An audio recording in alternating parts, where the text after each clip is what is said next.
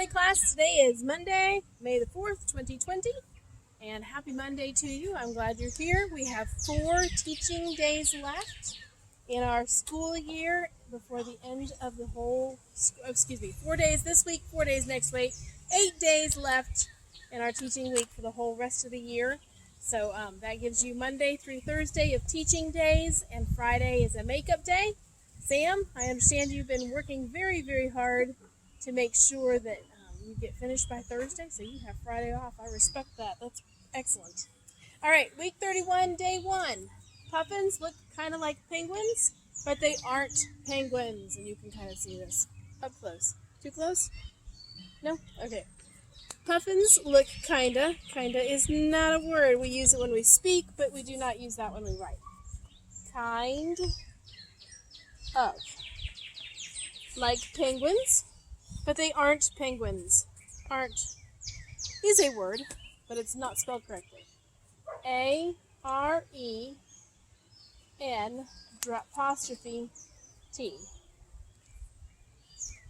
That doesn't even sound right. All right, doesn't look right either. Aren't. Penguins, period.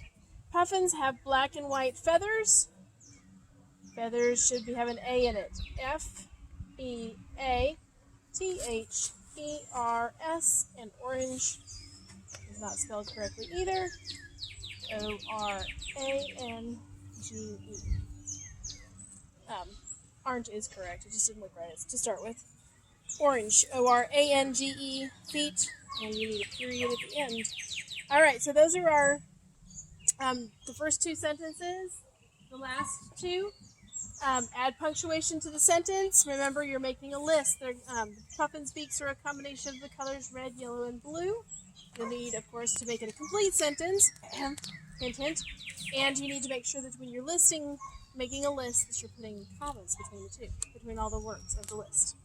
A puffin's beak is brightly colored in summer, but dull in winter. So you need to understand what dull is going to be compared to brightly colored. So you're going to have to think about the opposite of brightly colored to come up with the word meaning for the word dull.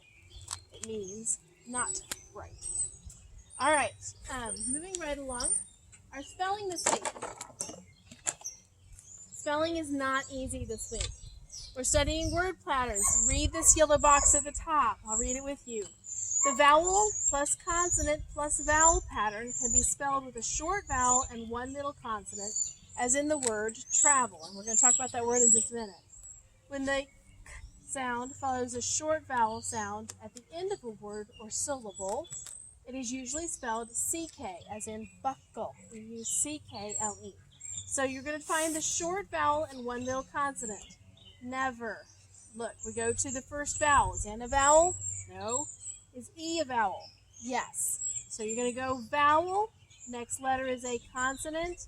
Next letter is a vowel. So it's a short vowel and one middle consonant. Ne, eh, eh. Do you hear the eh? Short vowel.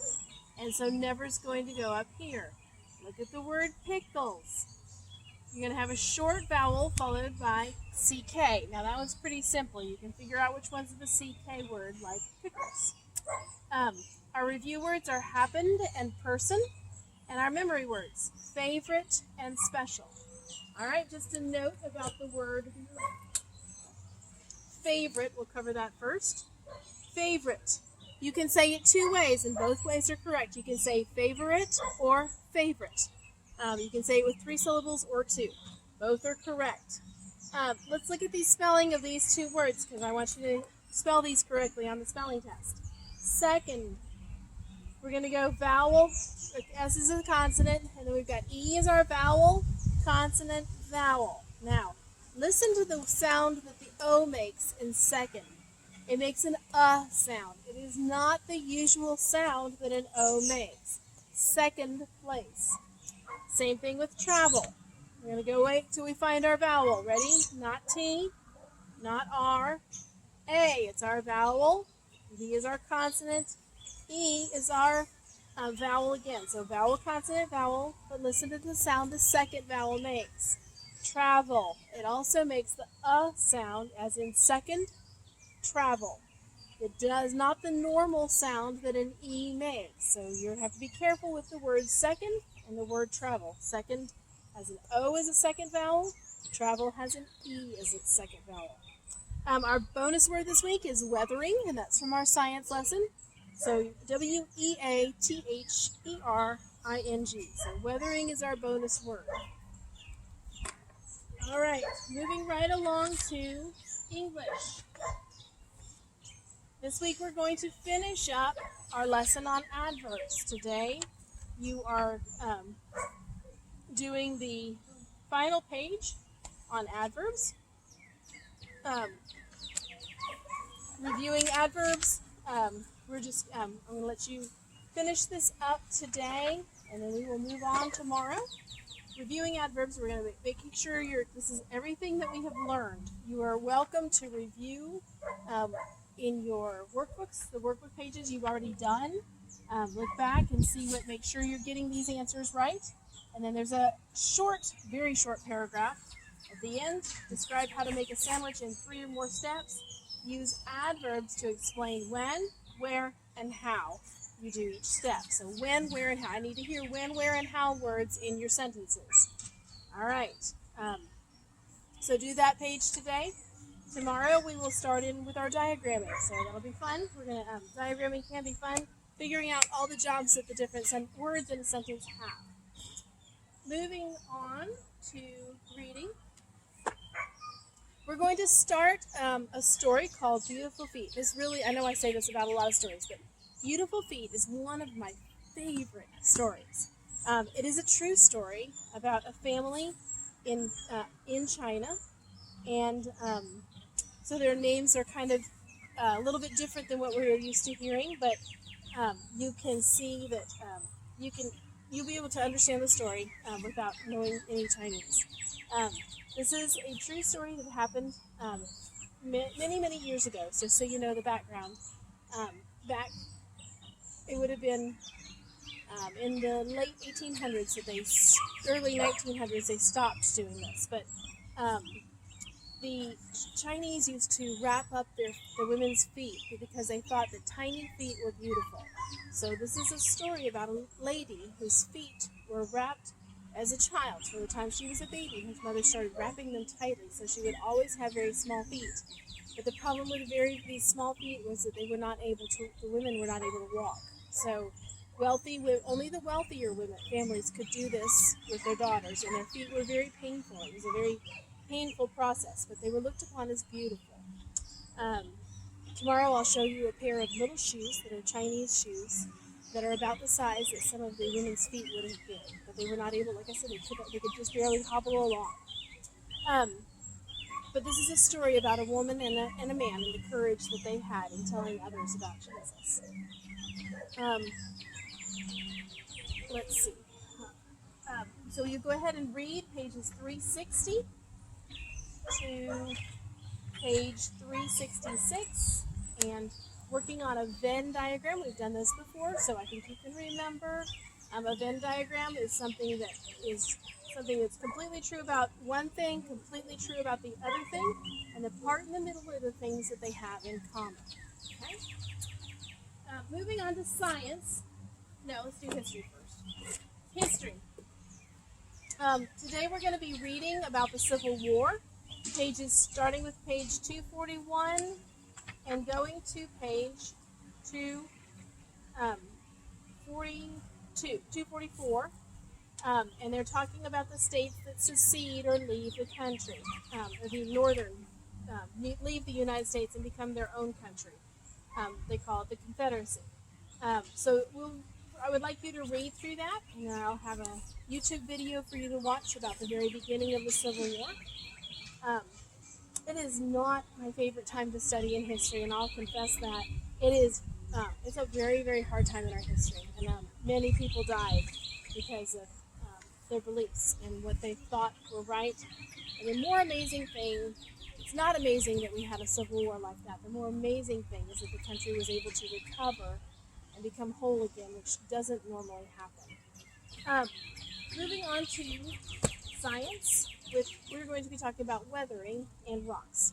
There are 4 things that make rocks weather. A rock weathering is when a rock starts breaking down.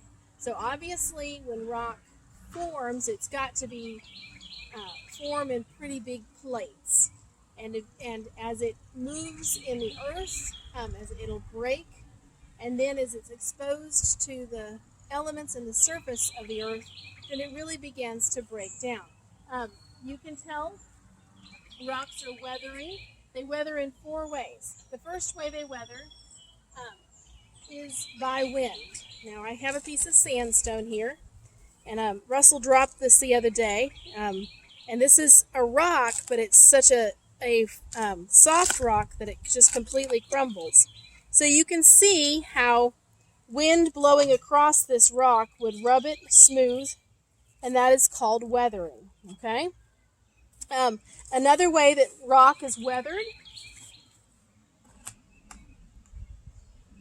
is by water, and this would be rain.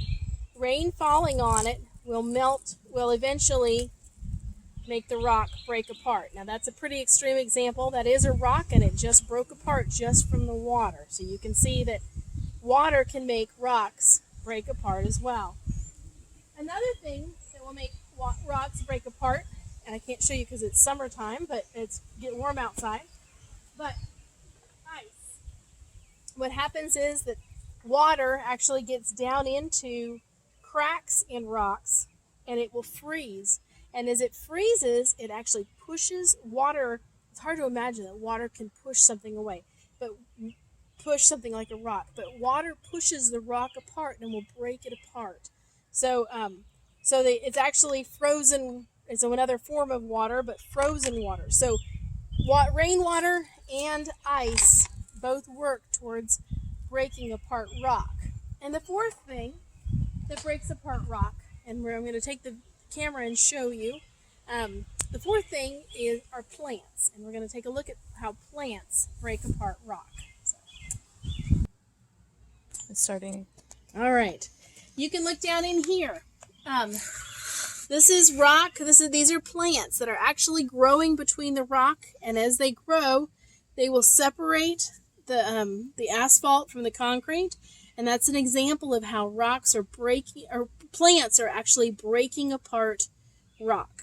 There is one other way that rocks can break apart, and that's by pressure. Usually pressure deep within the earth that actually break the part. That's not weathering. It's just the breaking of the rocks so that as they come to the surface, they're in different pieces. But weathering takes place from rain or water, creeks rolling the rocks over, oceans rolling the stones over. Those are all weathering rocks. Then ice, plants, and so rain, ice, plants, and wind. So those are the things that will make rock break weather. Thank you. Have a good day.